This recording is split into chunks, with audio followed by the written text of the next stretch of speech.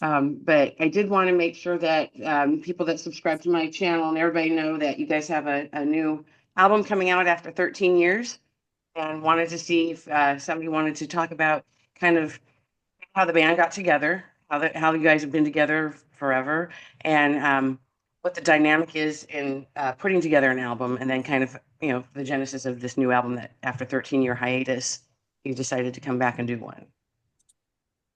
Okay. So anybody want to start like how the band formed? How you guys became? Yeah. Was it? So the band formed in 1996. We're from a very small state, not just a small town, a very small state. So it started off with uh, just a collective unit of people looking for a place to venture frustrations that come from collective poverty and oppression. uh, but I joined in 98 or 99.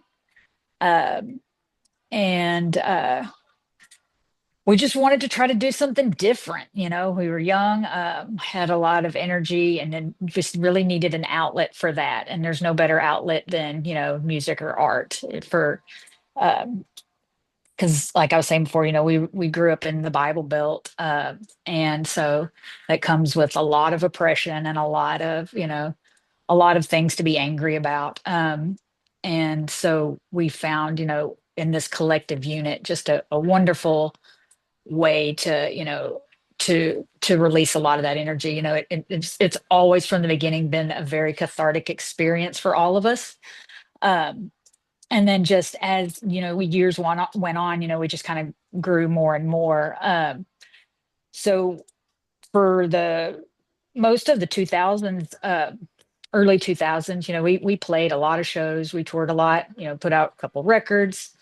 um, and then in 2004, I had my first child, but we continued to play a lot of shows then. And then in 2011, I got pregnant with my second child. So in 2012, we kind of took a break for a little while. And then the rest of us started having, more children.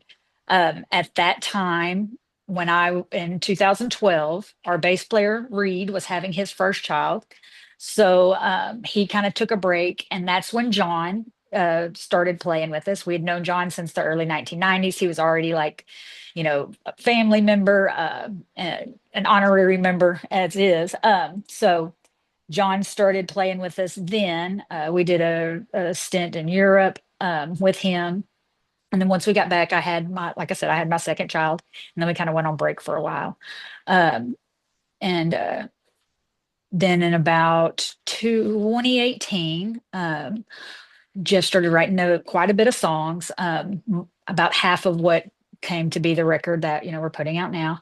And so we then tried to make time in our lives to put wake on, like we try to make time to get together. When we did, we realized that our one of our guitar players was dealing with some health issues. And so we kind of came to the realization that for us to move forward, we'd have to move forward without him. So that was pretty hard, and that led to us taking another break. And then in 2020, COVID hit, and Jeff wrote the other half of the album, or at least the architecture for the songs that are now on the record. And then, in 2020, like when COVID hit, everything just really slowed down. Everyone stopped. And it really gave everyone time to reflect on what was important to them and what they wanted and needed. And music and playing together as a band was very important to us. We realized that it was very important. And so Reed started jamming with us again. John moved over to guitar, who was, John was always, a guitar player anyway. And we always knew that, he would eventually be playing guitar at some point. Um, and that at that time, that's when we decided that we were going to start, working together to try to, carve out time in our lives to make playing music together important. And then We tried out a couple of different guitar players because we've always had two or even three guitar players at one time. And then Jeff was like, I know this guy. His name's Austin. I used to work with him. He's, young, super energetic, happy. uh, and so he came and tried out. I think it was just me and Jeff there, and it was amazing. He had learned like, a ton of songs. And so we were like, okay, this will work. He's almost 20 years younger than the rest of us, but he just fit right in and he just made everything really easy. And so with that last piece of the puzzle in place, we were able to go ahead and put down a set a date for recording the new record and stuff.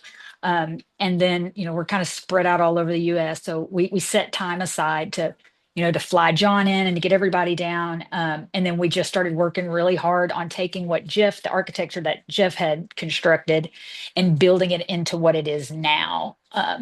And that's what led to the record as it is now, and that's a long story short.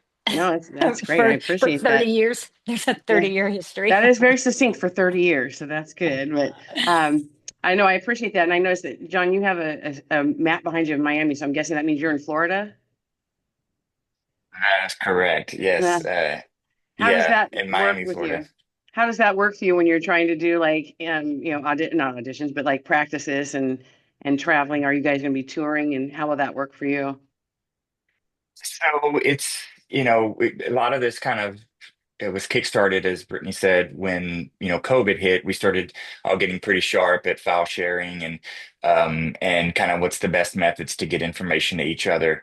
And we even did a couple of kind of like 4 square, 5 square videos that we did together with different types of apps and things, and where we did um, "See You in Hell," Grim Reaper Mhm. track, and then we did another song that was on a Black Lives Matter compilation, and so we were getting pretty good at that. So that's transitioned to me being in Miami for us to be able to work that way too and share ideas. But as far as rehearsals are concerned, whenever we're together, we typically do record that stuff and then we drop it in a Dropbox. And so I can kind of go back and go over things with myself. But as far as the flying out and the traveling, it's a bit of a hassle just because there's not a direct flight from Miami to Little Rock, as you might Yeah. can imagine.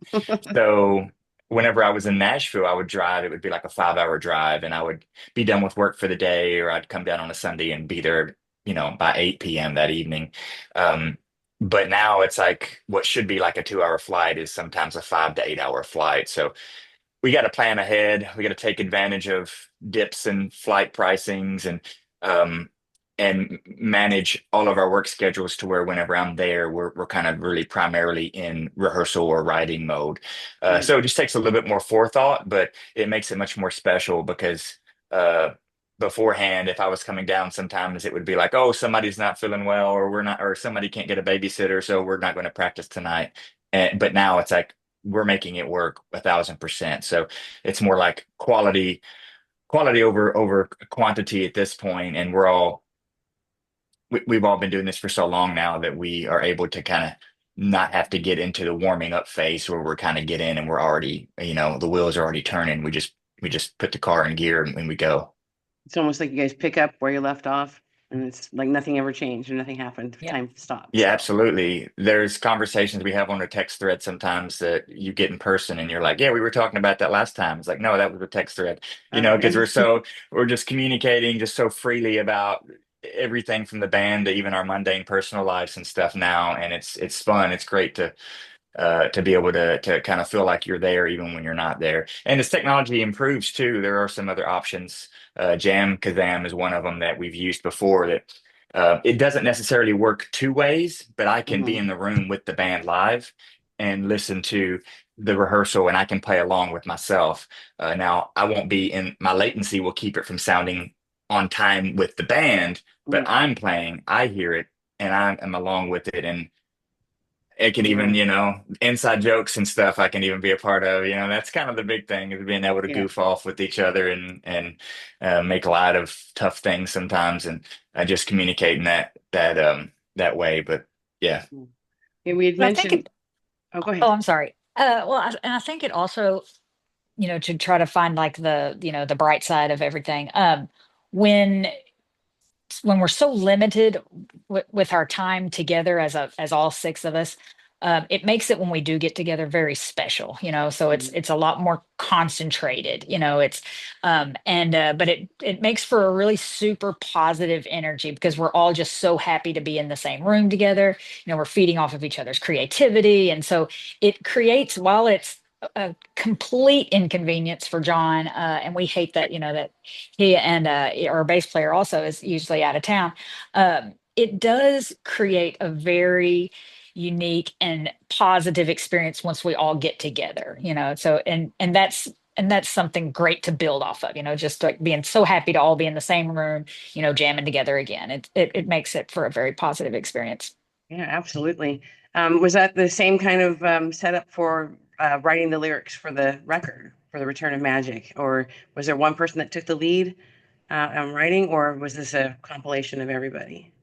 That it's just me and Chris Terry that do that. And we usually, while he really enjoys writing, I'm not a big fan of writing, but it's usually based off of whatever the music, like the music is the foundation, and then we kind of go from there, and we both, like write our own stuff. But it always seems we've played, me and CT and Chris Terry in particular, we've known each other for so long that even when we're apart, we still end up like subconsciously writing about some of the same things, which is really great. And that's another good thing about having you know us all knowing each other for so long is like, even though we're apart, we're all still we always seem a little bit more connected than what a normal person would be.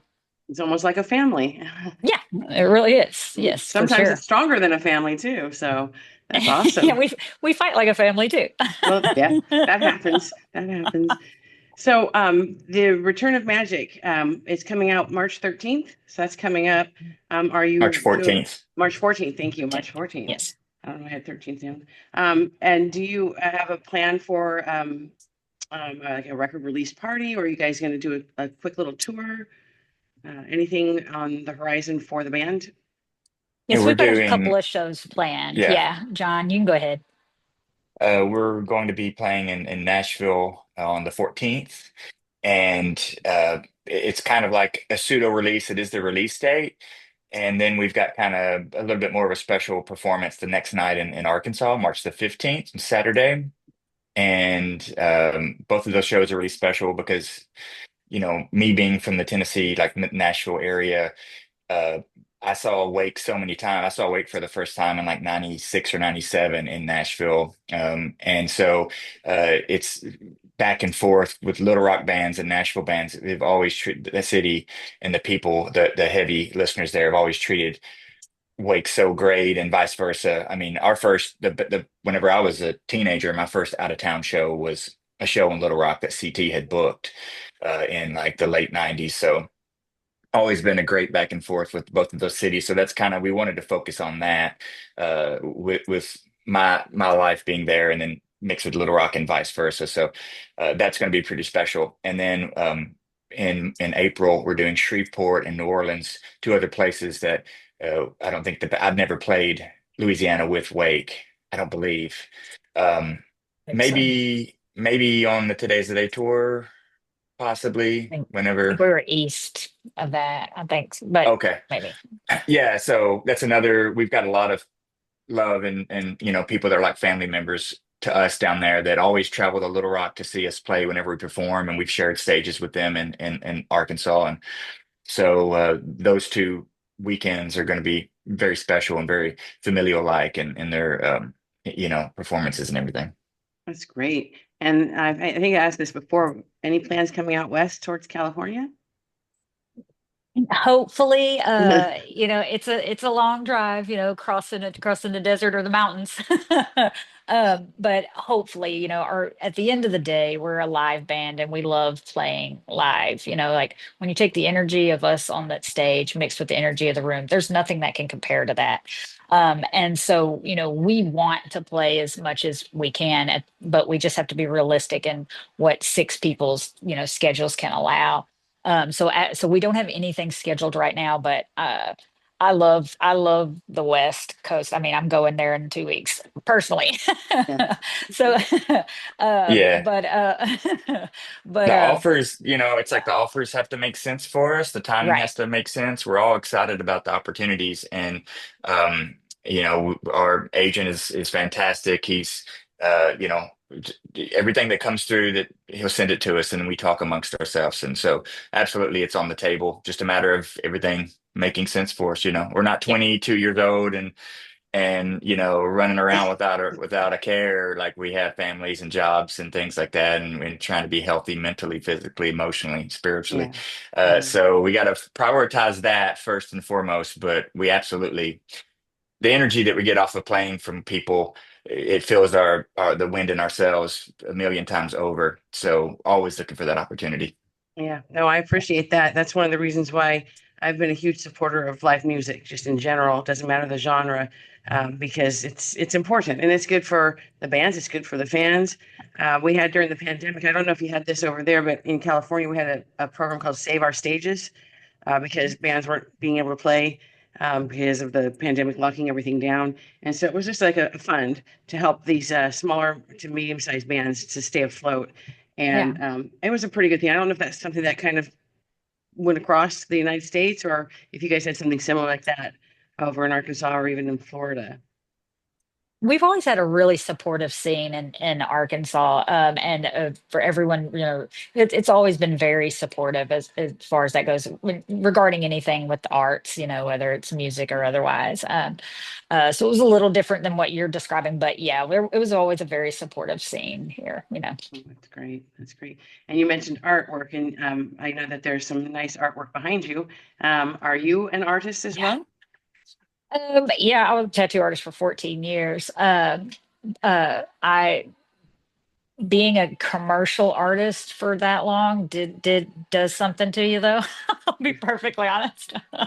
um but yeah, I'm always looking for an outlet for my creativity, no matter what it is, whether it's creating art, by building a table or doing all kinds of things. We've got some really neat art projects I've been working on for this album release, because with the artwork for the record, we helped craft all of that, and so we're going to play off of Okay. that. And we've got some really special stuff that we're going to be releasing once the record comes out. That's art pieces that'll be one of a kind art pieces that I don't think enough bands do stuff like that. And I can't wait to share that with people. I That'd think be it's going to be great. really cool. Yeah. John, what do you do in your spare time besides family stuff? I mean, what is your hobby to do? What do you like to do? In general, if I were in another part of the world or Tennessee or something like that, I would be kind of just jamming with people and friends. And I've been working on some kind of personal stuff, solo material, more acoustic based. But being in Miami, mostly, you've got year-round 75 degree, 75 up to 105, depending on the time of year and the time of day. But spending a lot of time outside, walking, running. I've got a 4-year-old. She loves going to parks. There's a really nice, like healthy, like experimental, like jazz scene that's down here that's really piqued my interest. I can't play any of the stuff, but it really does tickle my brain, Yeah. and give me some unique ideas to bring to my own life. But really, I work a remote job. I do that on the day. I get out, exercise 2 or 3 times a day, and then in the evenings, I just kind of try to enjoy a patio somewhere, or be with a guitar in my hand. So That's great. That sounds like a good night to me.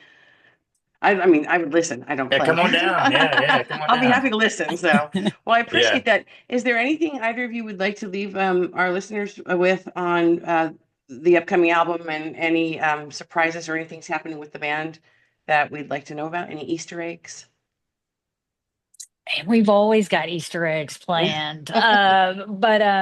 Yeah, I can't wait for the world to be able to hear the record as a whole. You know, we're long form music players and listeners. So while we've released, you know, a single here and a single there, when you listen to the record, the record was constructed to be listened to from beginning to end as one continuous piece of music. And so I can't wait for people to be able to have that experience. My favorite songs that we've ever written are in the middle of this record, and I cannot wait for people to be able to hear that.